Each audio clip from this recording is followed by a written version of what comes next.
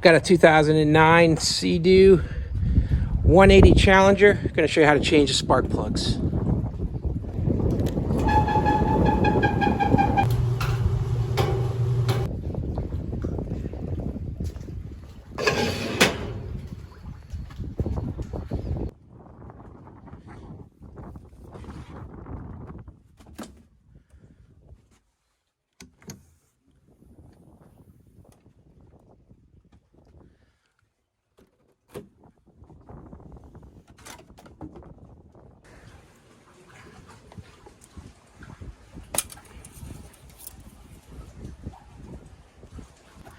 Now you should have some clips underneath here, but mine are all busted and it's just kind of sitting there.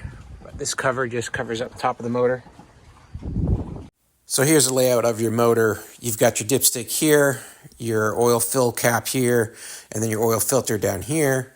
And you got your 3 spark plugs in a row right here on top. So first thing I want to do is take those caps off of each plug.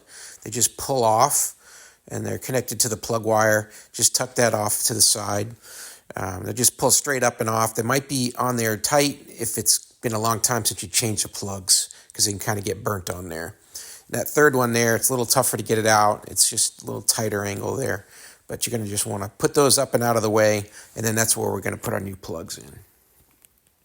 Now to take your plugs out, you're going to need a 6-inch extension on top of your spark plug socket, and then a stubby extension on top. That'll give you enough clearance to use your ratchet to take these out.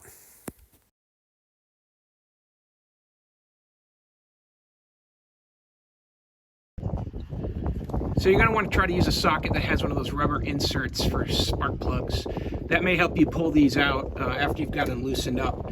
And what you'll find is that with these, because you take the top off of the spark plug, they don't grab as easy. So you might have to use needle-nose pliers or some surgical tools or something to reach down deep and grab the plug. Yeah, see, mine's not grabbing it. But if I go ahead and use this here, then I just grab that tip. Now, something you'll notice on my plugs here, they're in pretty good shape. They're not greasy and they're not really burnt up. They're not that old. I change them every couple seasons. But you do see this nasty grease here all around it. That is anti-seize lube that I put in there. It's a specific grease for aluminum blocks when you're putting steel spark plugs in. So this way it'll help it not get stuck in there. So you're gonna wanna make sure you use some of that put them on your threads when you put your new plugs in.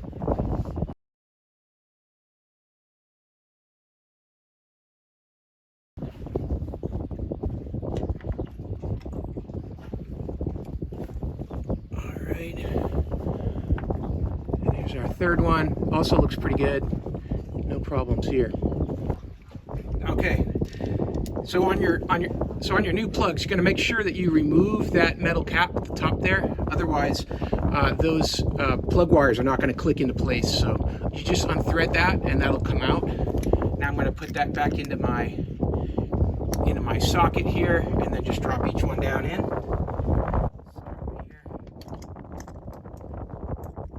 So I'm just going to put each of these spark plugs in, tighten them up by hand with the extension, then put the ratchet on it and go ahead and tighten all of them down nice and tight.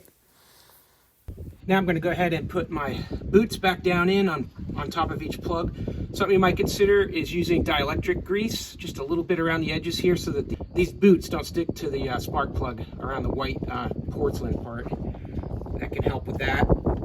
And then you hear that and you'll feel it click down in on those threads on the top of that spark plug. There you go.